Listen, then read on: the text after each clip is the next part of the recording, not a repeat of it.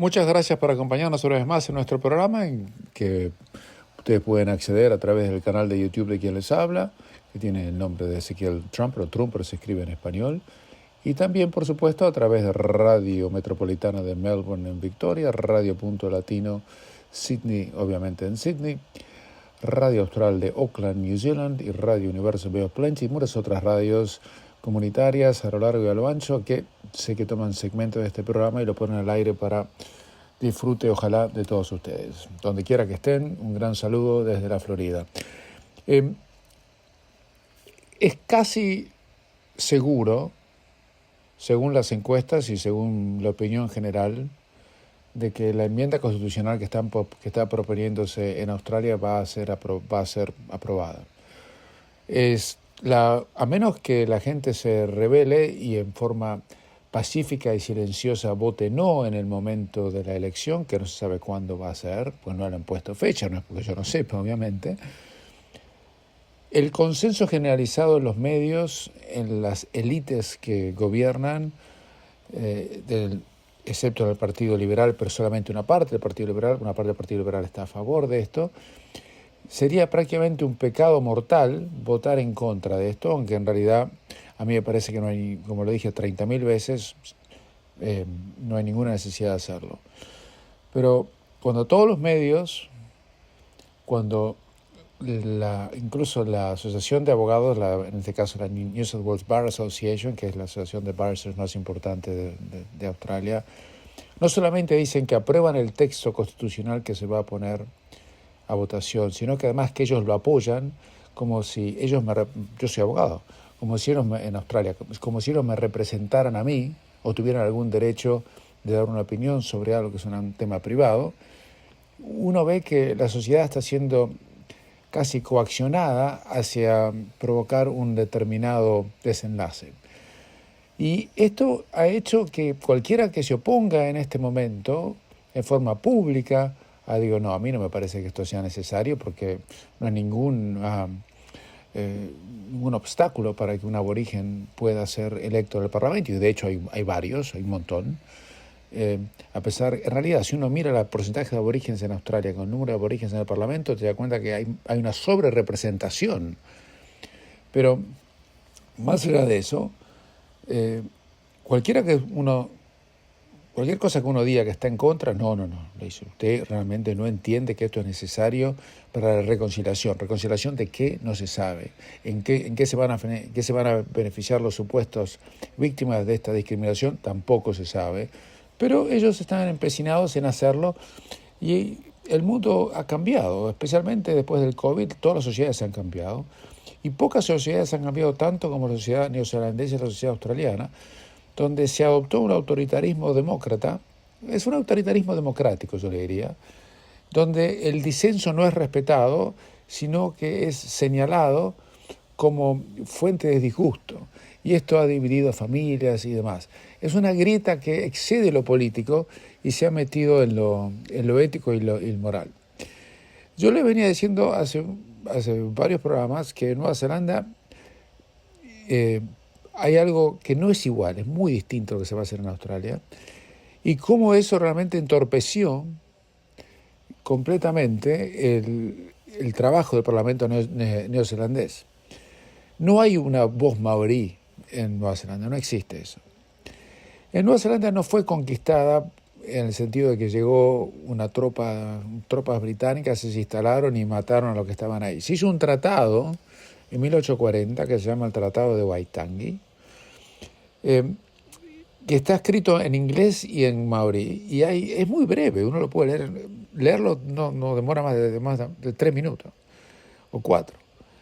Y está escrito en maorí y en inglés, y las versiones traducidas no son idénticas, hay algunas diferencias.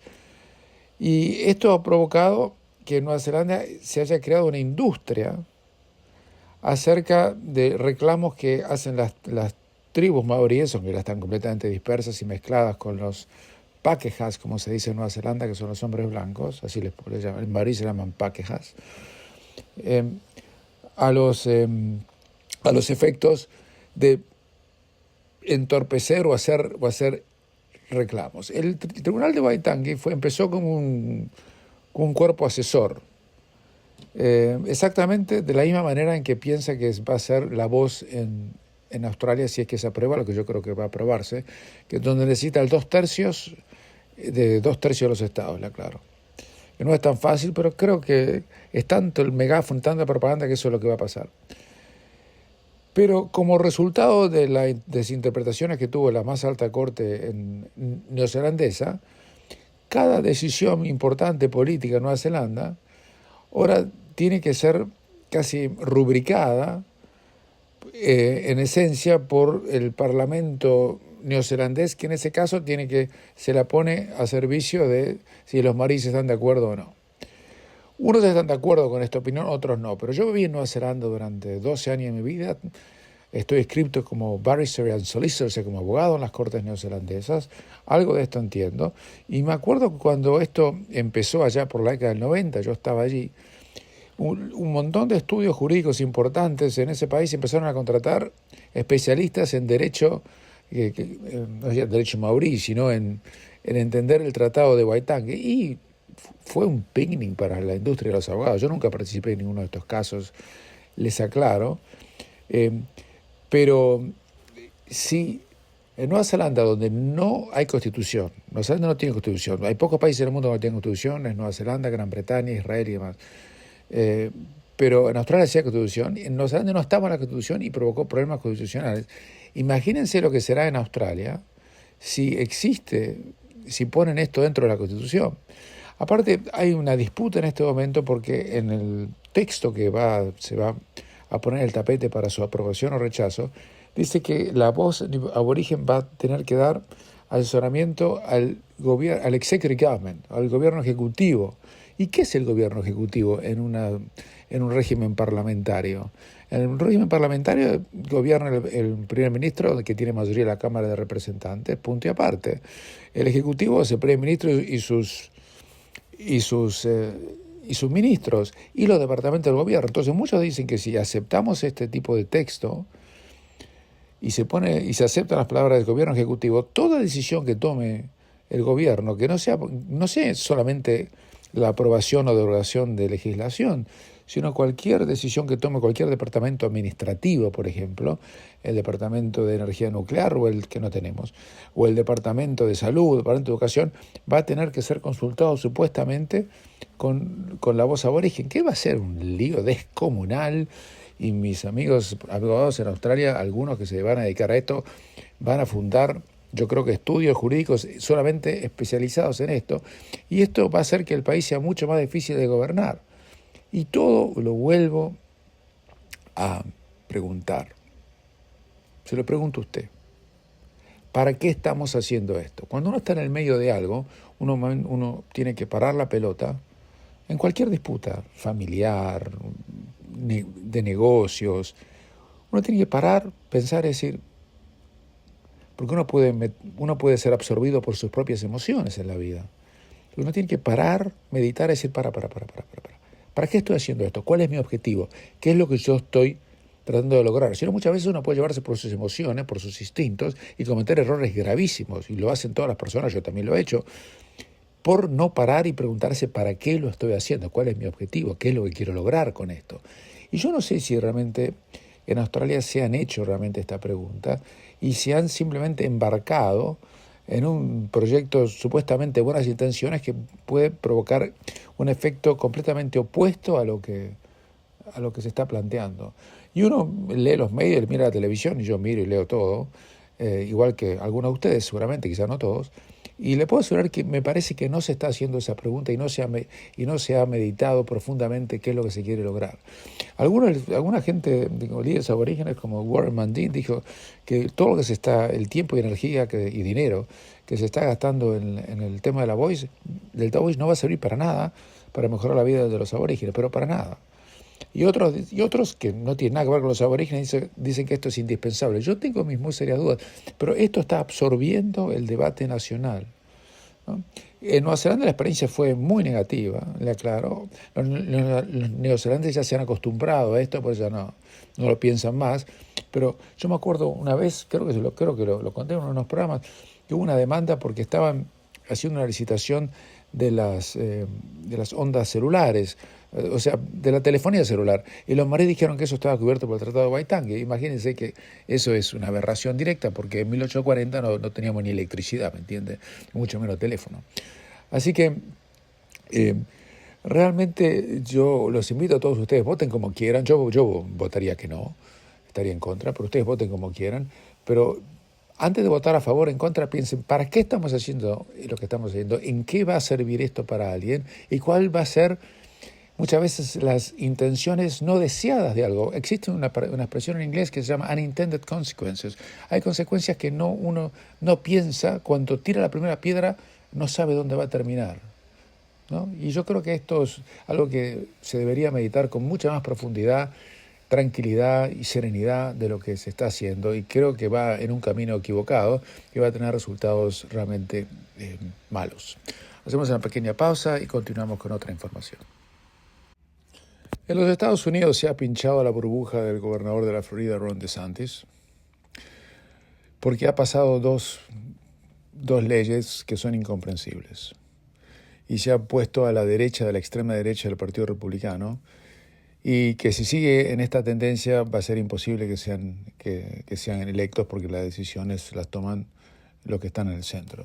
Algo les había anticipado en elecciones anteriores, pero ahora lo que le había apuntado se ha convertido en ley, ha sido aprobado. En la Florida, insólitamente, han dicho que han pasado legislación, esto ya es ley, que no puede hacerse un aborto una mujer después de las primeras 6 semanas de gestación. Eso es un disparatado. En la mayoría de los países normales del mundo son 14, 15 semanas. Y la Florida tenía, antes de que se aprobara esta legislación la semana pasada, justamente eran 15 semanas. La gran mayoría de los estados en los Estados Unidos, de los 50 estados, unos 35 tienen un periodo de gestación de 15 semanas sin ningún tipo de problemas. Algunos más, cosa que yo no estoy de acuerdo, pero es otra cosa. Pero 6 semanas, solamente 15 estados la tienen, y uno de ellos es el estado de la Florida. Es incomprensible la decisión del gobernador DeSantis, porque lo hace inelegible para la presidencia en el sentido electoral, de tener apoyo electoral del centro en estas condiciones.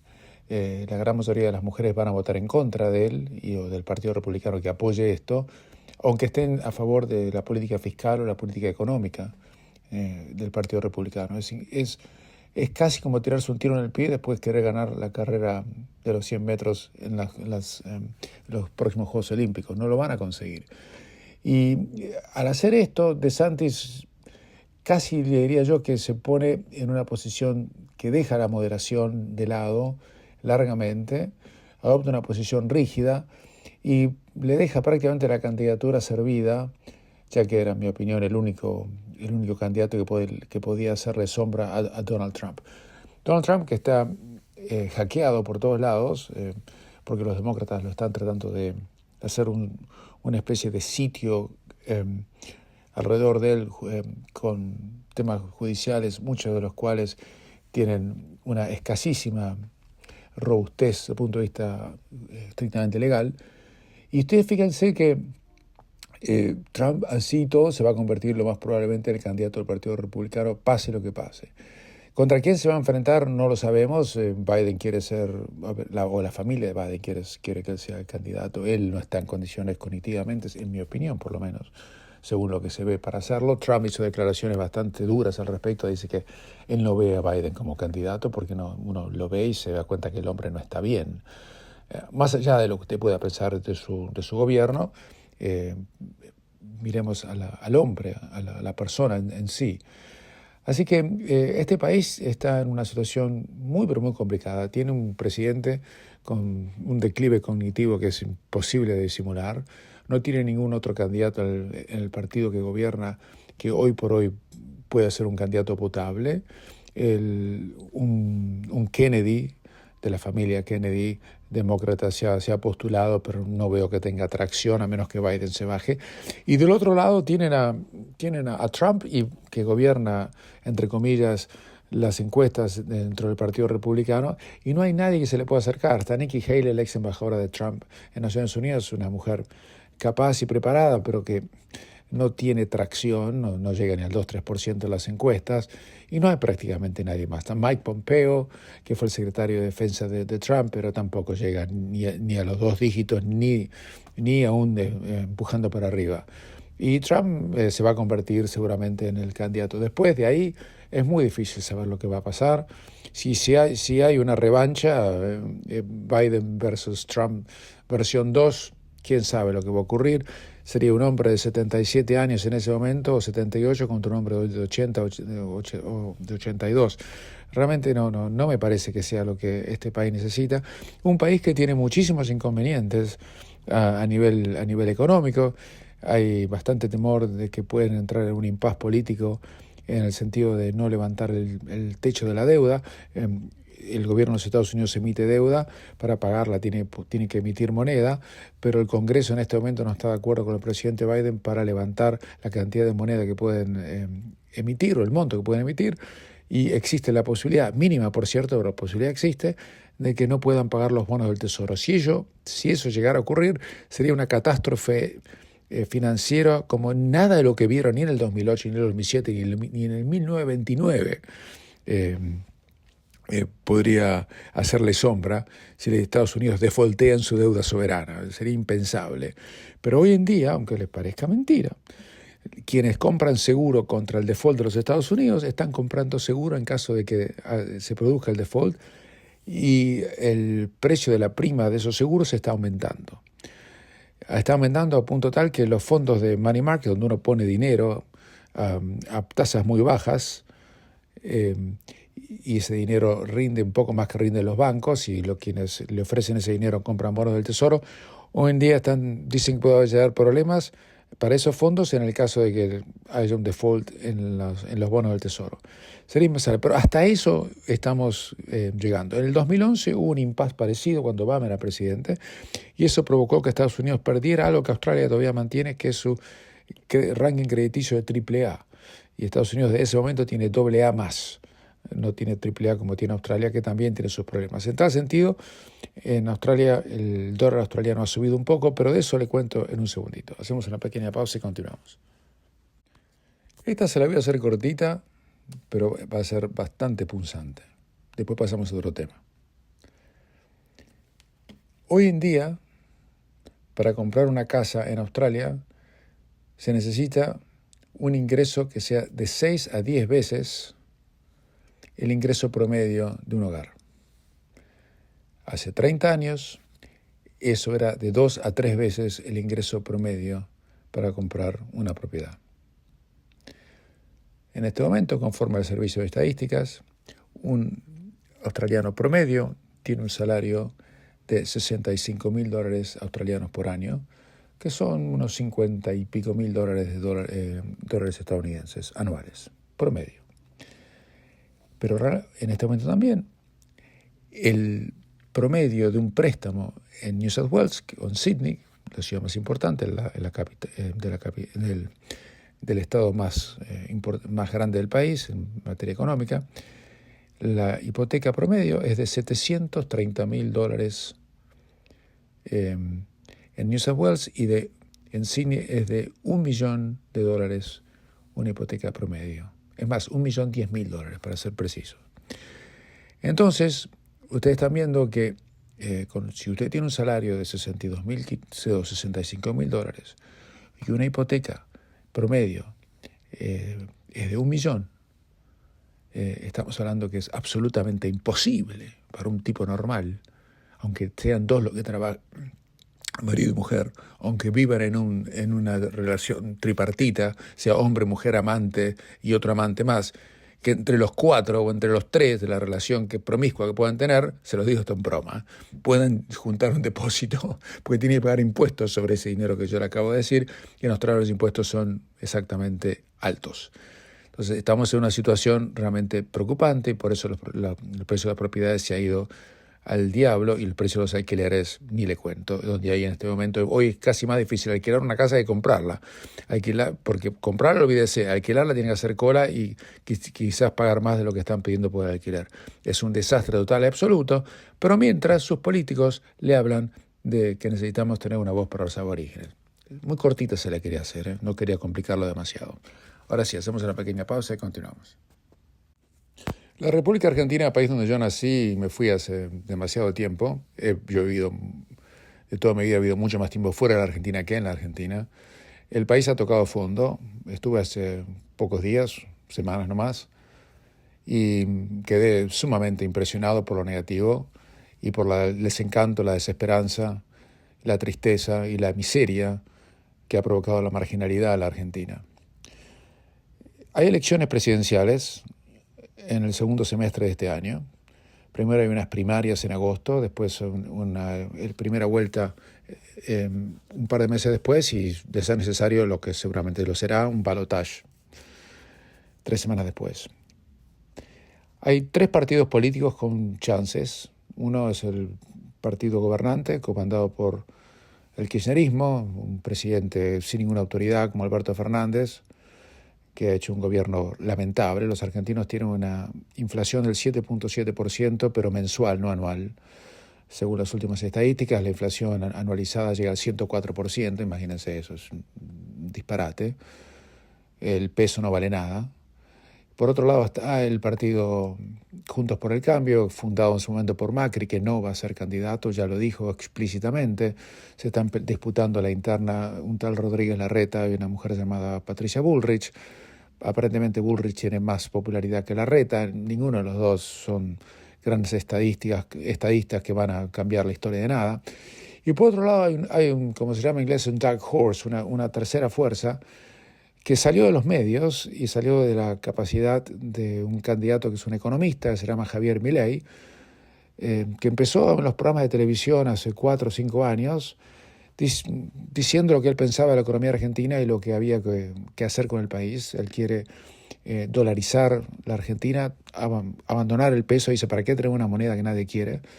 Ningún argentino quiere ahorrar en pesos por obvias razones, y la inflación es que lo acabo de comentar, obviamente usted no va a ahorrar en esa moneda. Y eso no viene de ahora, viene desde que yo nací. Y de eso pasaron varias décadas. Así que por eso quiere cerrar el Banco Central, quiere terminar con las retenciones a las exportaciones, un disparate argentino que nadie entiende. Quiere sincerar la parte tributaria, que en Argentina es extorsiva y expoliatoria. Pero tiene una gran contra Milei, que es por parte de los medios tradicionales en la Argentina, que le tienen miedo a que alguien venga de esta manera a cambiar las reglas del juego por las cuales los grandes medios y los grandes capitanes de la Argentina han hecho fortuna con políticas proteccionistas y en contubernios societarios con el Estado. Y la única chance que aparentemente Argentina puede tener de cambiar todo, barajar y dar de vuelta de verdad, es con un gobierno de Milei. Yo no voto en la Argentina, así que no importa lo que yo pienso de eso. Pero más que contarles qué es lo que yo pienso de Milei, le voy a dar el micrófono a él para que él, de alguna manera, ustedes puedan escucharlo directamente, porque esto sería un cambio muy, muy importante a la tercera economía más grande de Latinoamérica. Ustedes fíjense, en este caso aparece Milei hablando después con un político de una provincia que se llama Gerardo Morales, de la provincia de Jujuy, que es miembro del Partido Radical, que fracasó cada vez que fue gobierno. Lo critica, dice que es un desquiciado y demás. Esto es lo que dice y esto es lo que Milei le contesta. Ahí va. Está bien en las encuestas, ¿eh? Bueno, puede estar bien en las encuestas, pero está desquiciado, está mal de la cabeza, el muchacho. Bueno, hay varias cosas para ver de ahí. Ahí habla Milei. La primera es, supongamos que fuera tu opinión. Tu opinión. Tu opinión. ¿Qué significa? Tu opinión. Es tu propiedad. Yo soy liberal. No me meto ni con la vida de los otros, ni con la libertad de los otros, ni con la propiedad de los otros. O sea, él puede opinar... Que opine lo que se le dé la gana. O sea, de vuelta, el proceso de mercado lo limpiará. El problema es cuando aparece la fuerza para imponer cosas. Ese es el problema que causa el Estado. Primer punto. Es decir, si vos, ¿me entendés? O sea, por la tuya, me tirás volquetes de estiércol, no pasa nada. El problema es si esos volquetes me los está tirando financiado por los impuestos. ¿Está claro el punto? Pero si es tu opinión limpia, no hay ningún problema. Por eso el tema de el problema que trae la pauta oficial. La segunda cuestión me trata de loco, desquiciado. ¿Sabe cuál es la diferencia entre un genio y un loco? El éxito. ¿Sabe a cuántos tipos tildaron de loco? Bueno, a los que les salió mal quedaron como loquitos. A los que les salió bien son genios. Y acá ahora hay dos aristas más que a mí me gustaría ver. A ver, el señor Gerardo Morales, o sea, es un tipo que tiene ADN radical en sangre, o sea, le corre por las venas hiperinflación. O sea, es un fracasado hiperinflacionario. Y además es un tipo que lleva 34 años trabajando en el Estado, tiene 40 familiares en el Estado. Entonces la pregunta es, yo le preguntaría a la gente, ¿usted quiere la hiperinflación?